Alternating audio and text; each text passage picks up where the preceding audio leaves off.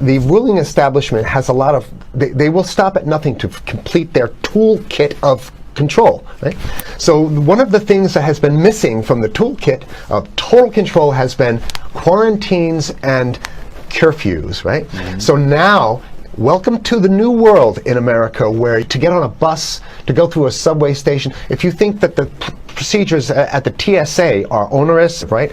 Guess this is coming to a bus depot near you. It's a more invasive way, and the ruling class needs this because, let me say, if the ruling class ever saw wide-scale civil unrest, you'd see an Ebola outbreak in America right away. Okay, so this is, what you see is that Ebola is another tool in the toolbox of the ruling class control. Yeah, to keep down absolutely, repression. positively, 100%. This is a tool. Right. Ebola doesn't just magically start spreading. Mm-hmm. And then we have this doctors that come back here. The white people, of course, live.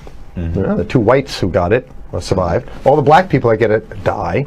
Right? It's very possible that these one of these NGOs over there is going around with a veil of Ebola, or spreading it from a small plane onto villages.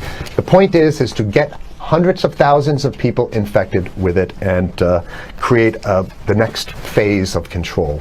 Now, one of the things I'd like to show to back up my my claims here. Here's a document from the Rockefeller Foundation. Rockefeller Foundation, right there. You can zoom in on that, where my finger is. It's called Scenarios for the Future International Development, the Rockefeller Foundation. All right. Okay. Let's take a look at what they're saying here. This is something like a 50-60 page document. I'd like you to go to page 18, if you can look at this up on the internet, but I'll read it off to you. It's called lockstep, lockstep. And this is a phrase that I used right after 2001, when I saw the entire system of the United States, including the population, were in lockstep. So the Congress went along, and yes, it was Osama bin Laden, and the people waved their flag and said, I hate, hate, hate, hate, and everything was in lockstep. Well, in 2010, they published this, Rockefeller Foundation, and here's what they're saying. They're saying that they call it a scenario. These are scenario narratives, and they speak about it in the past tense. So they put out this scenario, lockstep. A world of tighter, top-down government control and more authoritarian leadership, with limited innovation and growing citizen pushback. Okay, I'll read a little bit of it. In 2012, the pandemic that the world had been anticipating for years, nobody was anticipating a pandemic, finally hit. Unlike 2009's H1N1, this new influenza strain originating from wild geese, they use some scenario, but this is Ebola they're talking about. Ahead. Even the most pandemic prepared nations were quickly overwhelmed when the virus streaked around the world, infecting nearly 20% of the global population and killing 8 million in just 7 months, the majority of them healthy young adults. The pandemic also had a deadly effect on economies. You can see the agenda. Just naked, raw, naked control agenda written down, and it's anybody's guess how this becomes effectuated in real life. So whether this is written specifically as marching orders, or whether people take it upon themselves in the intelligence networks to say, okay, well, this has been produced, so this is the plan here. But these narratives have to be written in advance, because the intelligence agencies don't know how to do these narratives. They need help. So these think tanks, they come up with these, like Rand Corporation, Rockefeller Foundation. These are think tanks of death. They're not the think tanks, they're not there to find great ways to help people. Right? Okay, the pandemic also had a deadly effect on economics. International mobility of both people and goods screeched to a halt. Which is what they want. They want a completely isolated world, right?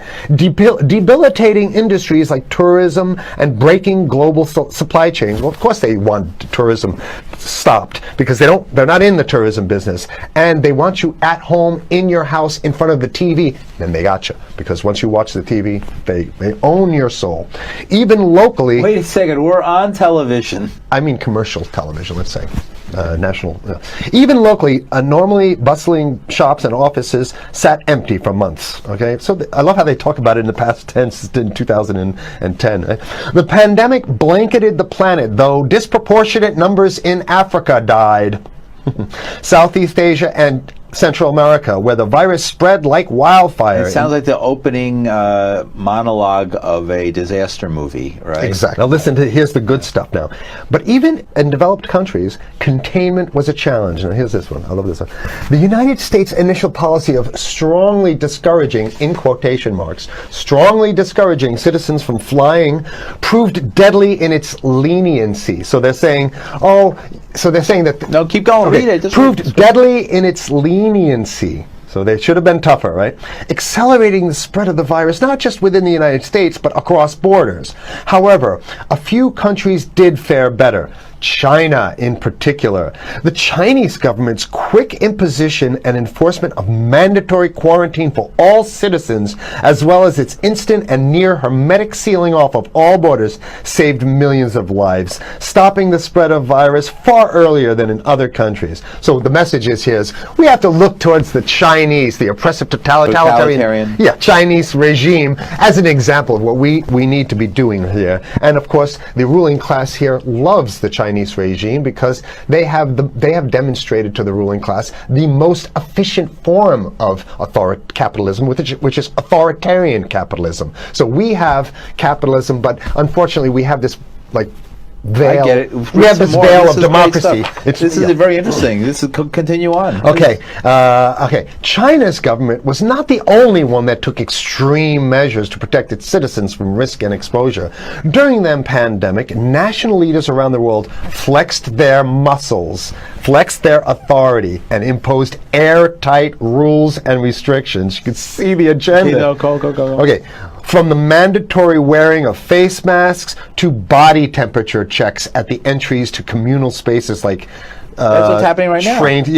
And even supermarkets, they want body checks at supermarkets. Okay, so basically what they're saying is they're building a system where every move you make, you got to go through them. You can't get food. Well, how about if you go to the farmer's market? Right. Here's the good stuff now. I mean, it just keeps getting better. Even after the pandemic faded, this more authoritarian control and oversight of citizens and their activities stuck and even intensified. That's the whole point. Citizens willingly gave up some of their sovereignty and their privacy to more paternalistic states in exchange for greater safety and stability. I mean, that's just a complete naked contradiction to the famous saying that if you think you're going to give up a little bit of security, I mean, if you're going to give up your freedom for security, you're going to get neither. That's the long-standing thing. And here what they're doing is they're not even ashamed or embarrassed to absolutely say the exact opposite. They're saying, yes, we all want to give up our privacy and sovereignty for more stability and security and stability. So you don't get that. When you give it up like that, you get the shaft. We have the National Security Memorandum of December 10th, 1974. This is Henry Kissinger's brainchild. The National Security Memorandum number 200. You can look that up on your internet. I'll summarize it. He says that there's too many people, we got to get rid of the population. So to answer your question. Oh, from earlier. Yeah, he says, he used the word depopulation, which is different. Depopulation means killing people that already exist, and it's to get the minerals, because we need the minerals. And here's another one. The CDC has a patent on Ebola. They've patented it. Yeah? Right. So basically, if you want to get a cure for your Ebola, you got to go. It right up here, right? It says human Ebola virus species and compositions and methods thereof, and it's a patent. It's a patent. They patented the main strain plus something like 17 other strains of it. So they own it now, and I don't know how exactly you can own that, but apparently they've done the same thing. Yeah, I didn't think you could own a natural. Yeah, you can. I guess the main thing to finish off this show is this: that they want to get more control, more and it's going to be curfews and quarantines. So what I'm saying is that unless the American people start to get some new way to revolt, a new way to organize, new way to protest, unless we can break through the apathy, because that's what we have here, then it's going to be a slave state here. The ruling class doesn't seem to have too much resistance. They're getting everything on their Christmas shopping list. And they've been wanting quarantines and curfews for a long time. Now they got it. And if you want to live in a world where you're tricked into all this stuff because it's for your safety, right? And if you want to have a probe and make sure you got to check your pockets, make sure you don't have anything incriminating on you before you go out, and when you step out of your house, you want some police there to monitor and see what you're doing. If that's the world you want to live in, be apathetic, don't do anything. You're going to get that world very soon. It's coming your way, definitely. Yeah. So what should people do? What's the hope? You have 30 seconds. To wake up, learn about it, and go fight these bastards in Washington. They're easy to beat. If we can just organize, we can beat them. It's simple. They're weak, and there's so few of them.